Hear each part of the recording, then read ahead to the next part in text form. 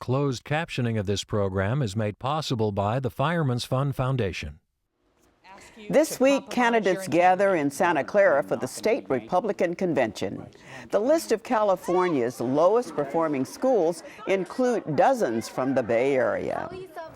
And some Napa Valley wineries face foreclosure as the high-end wine business struggles in the recession.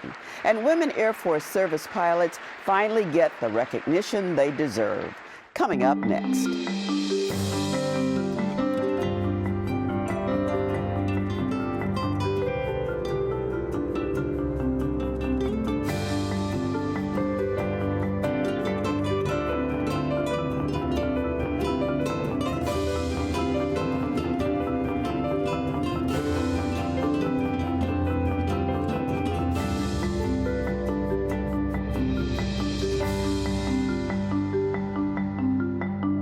Hello, I'm Belva Davis, and welcome to This Week in Northern California.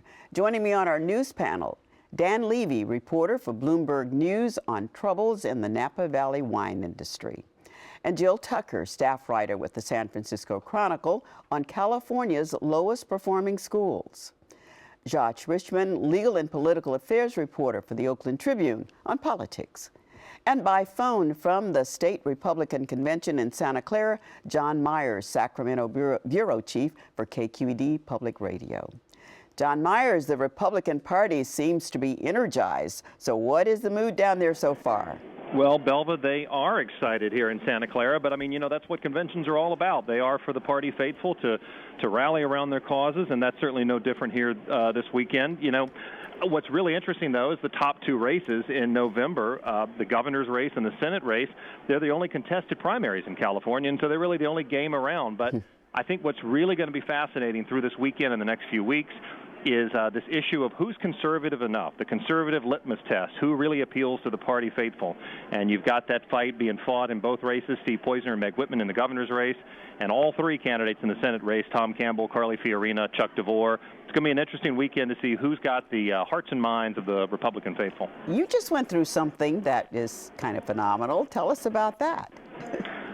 Phenomenal in that I got to talk to Meg Whitman one-on-one for a few minutes. Yeah, there was, the Whitman campaign had a horrible week in PR terms, and I think a lot of people would realize that, where they had an event on Tuesday in Oakland where they invited the press and they didn't let the press ask questions. They got national scorn for that. And so Meg Whitman's been talking to reporters today. She spoke to print reporters for about 45 minutes. I had about 10, 15 minutes with her one-on-one where we talked about her budget plans. And, they say they're going to change that. But that's a huge thing because that perception becomes reality that she doesn't want to talk about the issue. She just wants to run TV commercials. They know they've got to fight that back. And in this battle to outflank each other on the right, how are Whitman and Poizner being received down there by the delegates so far? What are you seeing of the way that they're interacting with the delegates? Well, I think it's still early. We're waiting for the Whitman speech here on Friday night in front of the delegates. I mean, she really is trying to stress her fiscal conservatism. She says fiscal issues are all that matter in the bad economy in California. Poizner says he's conservative on everything. And, of course, Poizner's had a bit of an evolution of some of his thoughts on conservative issues. But, the social issues are not that far behind here. I mean, what's fascinating is the same issues we've talked about year after year have come back. A line of people with signs outside the convention hall about Meg Whitman and her stance on being pro-choice, and they are anti-abortion groups critical of her. Steve Poizner talking about cutting off all services for undocumented immigrants, shades of Prop 187 again. So similar social, big cultural, emotional fights over who's conservative enough. Just in terms of the polls, John, how much ground does Poizner have to make up? I mean, isn't he down by a considerable number of points in the polls? Yeah, I mean, most polls say, 30 points or so. I mean, Poizner says, well, the old adage, I've not yet begun to fight, wait till I roll my TV ads out. But again, it's that perception becomes reality in politics, and Poizner really has, I think, a real targeted chance here, a window to get in this race and make it clear this convention and a debate in Orange County Monday night where he really has to put Whitman back in the corner to try to fight, these millions and millions of dollars of TV and radio ads. So, John, are they looking this weekend, the candidates that are there, are they looking for sort of broad appeal? Are they really focused on these party faithful that are there to really galvanize that core support and then go out to the broader state? What are they hoping to get out of this convention?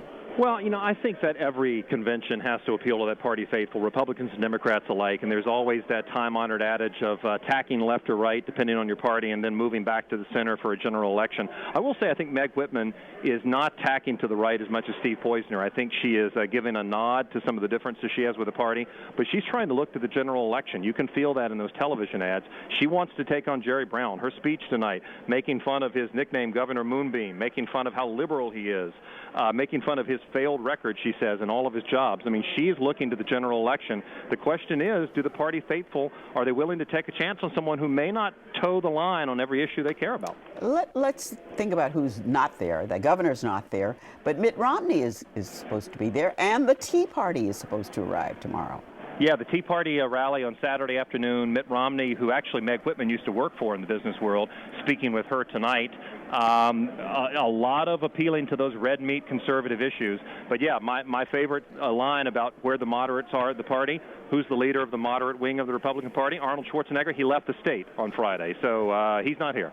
Well, let's turn to another big move in politics this week, one that's not happening down there with you, but Josh, you know a bit about what Gavin Newsom's planning to do. Yes, Gavin Newsom just a couple of months ago laughed when somebody suggested he might drop out of the governor's race and run for lieutenant governor instead. Then a week later, he dropped out of the governor's race, saying that he needed to spend more time with his young family and serving the citizens of San Francisco as mayor.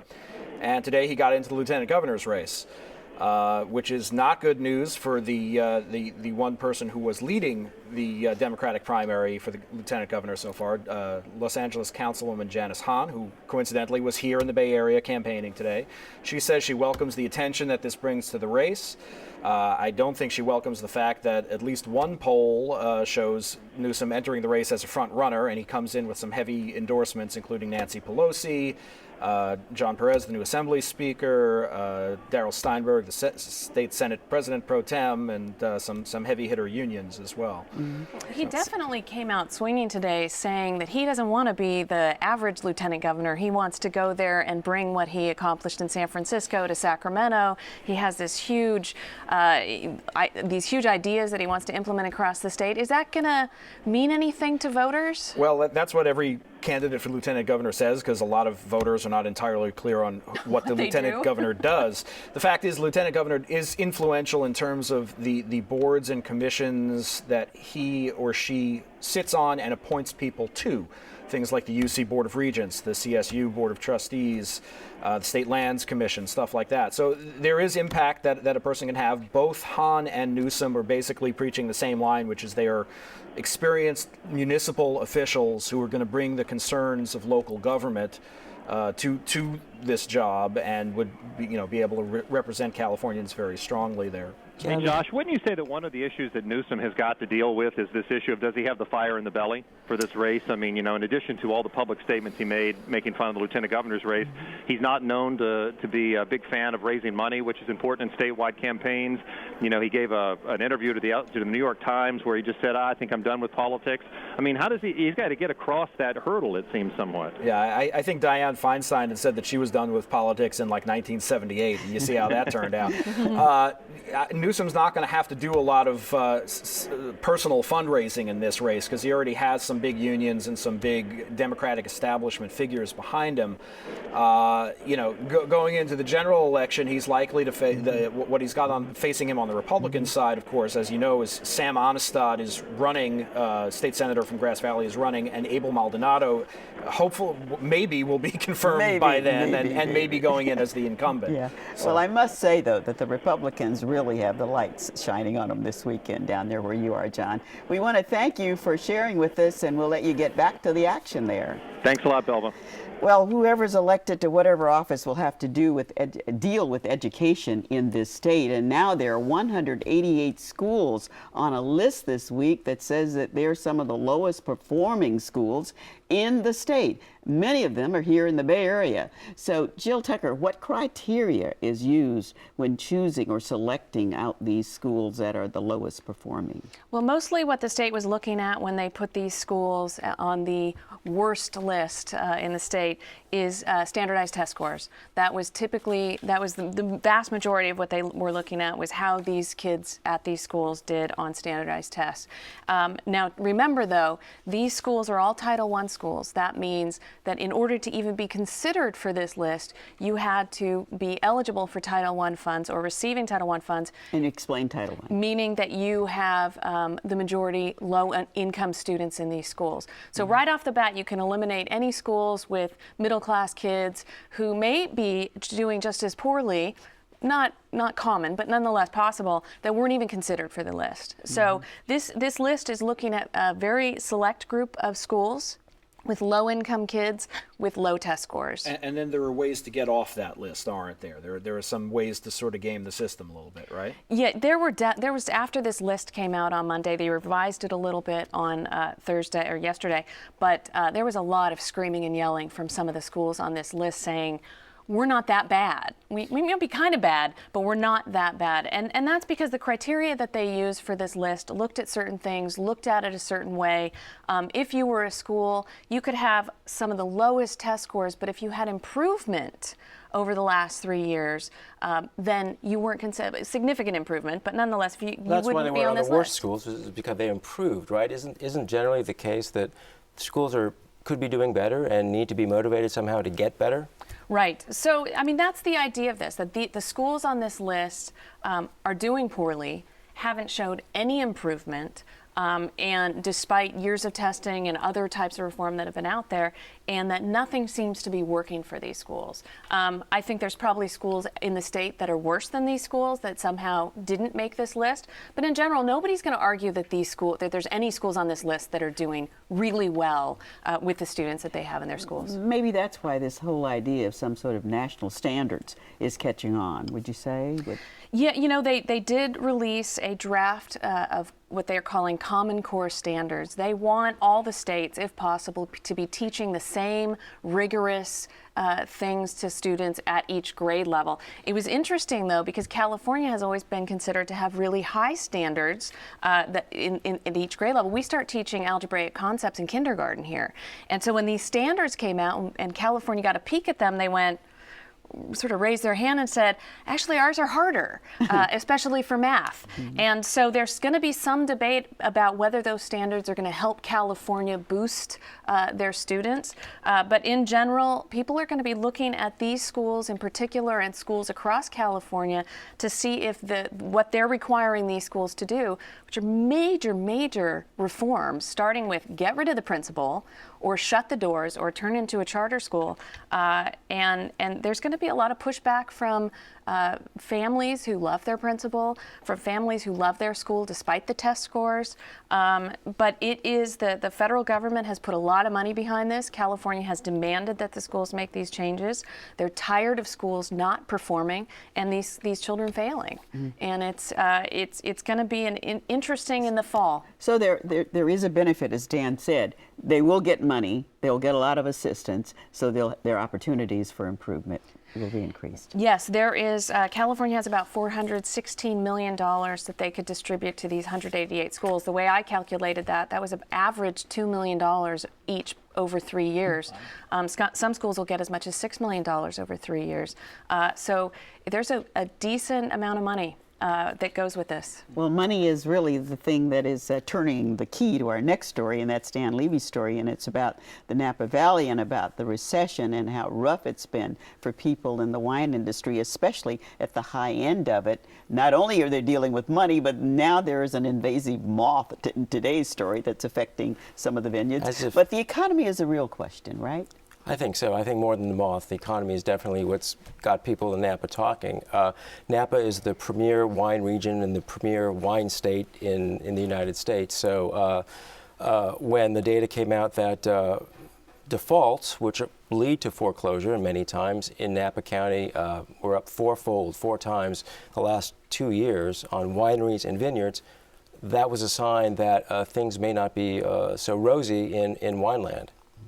So is it the land? Is it the changing taste? I mean, is it the real estate that's losing value, or is it the changing taste of the public? Well, that's what's driving everything. The recession, one of the analysts that I talked to for our story said that it's a secular change. It's a once-in-a-generational change. People are trading down. Things got too expensive. Now people are trading down. Wall Street traders, bankers, lawyers, everybody thinks that cheap is chic.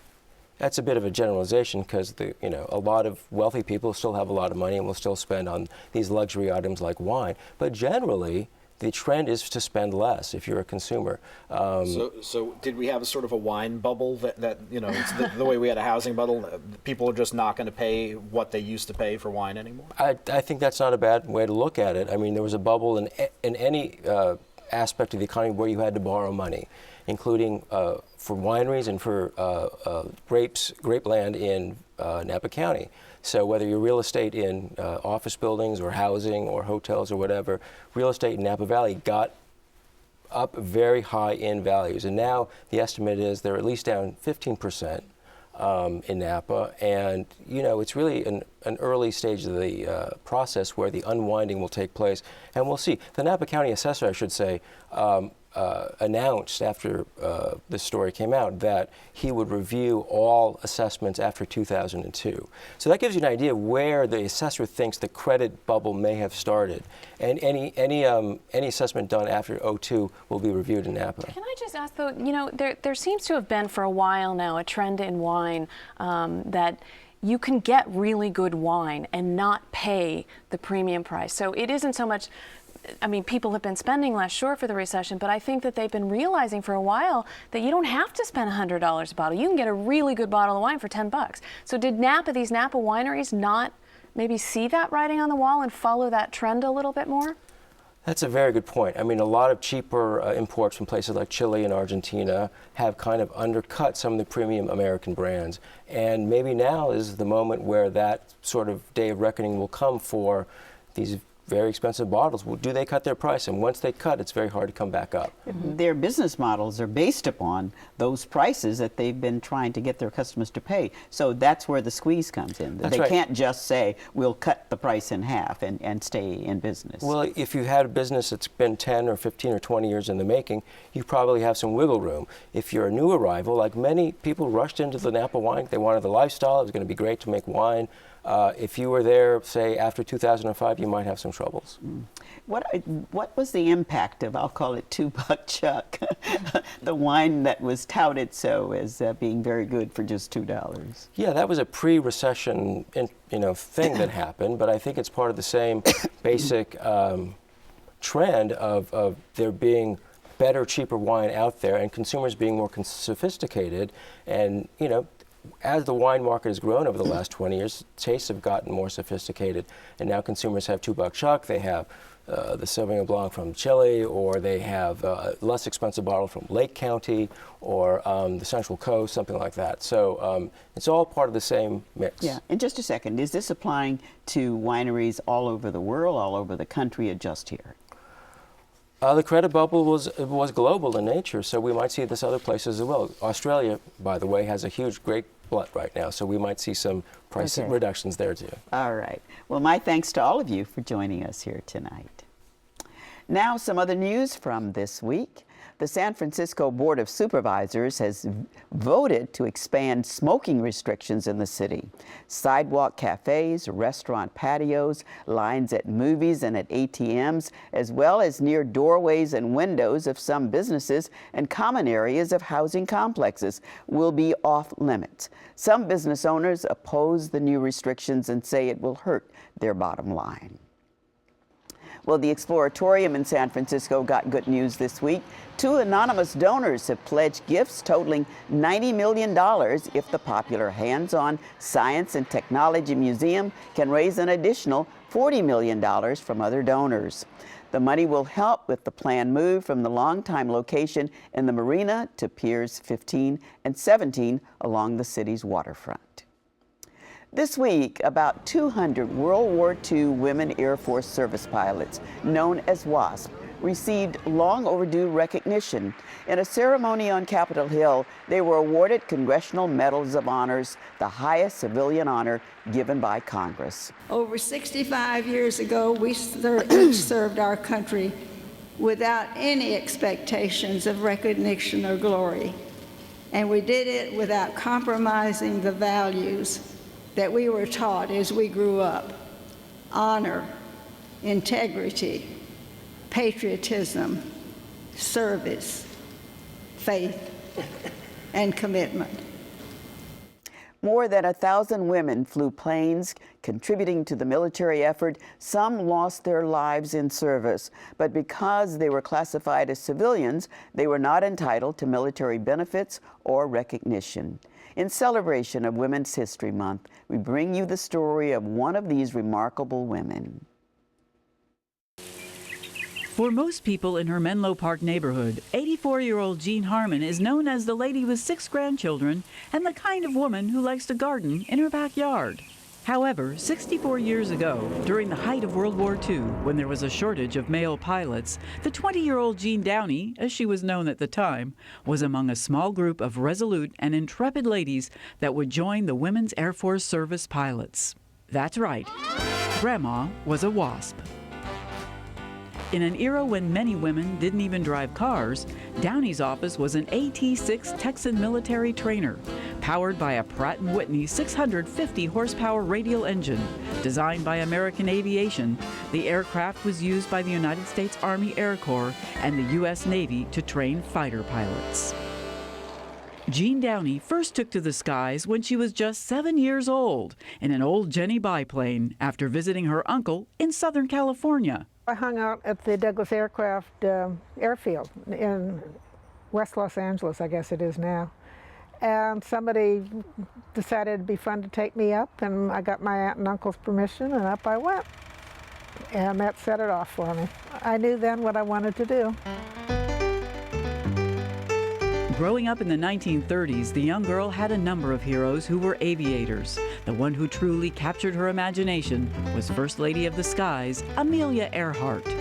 Well, she was a famous woman pilot, and I didn't meet her, but I was in a group that was near her, and also Lindbergh and Wiley Post. I saw all the famous pilots of that era. It was fun. With memories of those aviation heroes still on her mind, the young Miss Downey graduated from high school when she was just 16 and enrolled in the College of Pacific in Stockton, California. Well, they had a program called Civilian Pilot Training, and they offered both ground school and flight training, but World War II began. December 7th happened when I just arrived at school, so the flying went to Nevada. And the college did not. So I took all the ground school and then later went to Nevada myself and did the flying. As the war raged on in Europe and the Pacific, the need for pilots became acute. American planes filled the skies of North Africa, France, Germany, and into the South Pacific. The women Air Force Service pilots played a vital role by ferrying aircraft from factories to air bases throughout the U.S. Largely the creation of noted 1930s aviatrix Jacqueline Cochran and test pilot Nancy Harkness Love, the ladies were civilian female pilots that began operations in September 1942. The W.A.S.Ps would go on to fly military aircraft under the direction of General Hap Arnold and the United States Army Air Corps. Cochran was the driving force from the very beginning, and she stressed that the women would undergo the same training that the male pilots received. The women already held pilot's licenses, but they were taught the military way to fly at Avenger Field in Sweetwater, Texas. Eventually, thousands of women would go through the training, and they freed up male pilots to fly combat missions. Jean Downey received her orders in 1944, and just like all the other flight candidates, she paid her own way to Sweetwater, Texas. It was all aviation. We were very military. We marched to the flight line and we saluted and we said, "Yes, sir." And we bonded immediately and we're all good friends to this day. We were quite diverse. One of my friends has a PhD in physics. Others became doctors. Others just became housewives. We were a diverse group, but we all loved to fly. The WASPs would go on to log countless hours in the air, flying virtually everything from high-performance P-51 Mustang fighter planes to heavy bombers, including B-17s and B-29s. However, there is always a risk of danger in flying military aircraft, and of the more than 1,800 women who went through the program, 38 were killed in the service of their country. I lost one of my roommates. She got lost and made a forced landing and bumped her head. And I might add that we had to take a collection to ship her body home, and her family paid for the funeral. The government did not.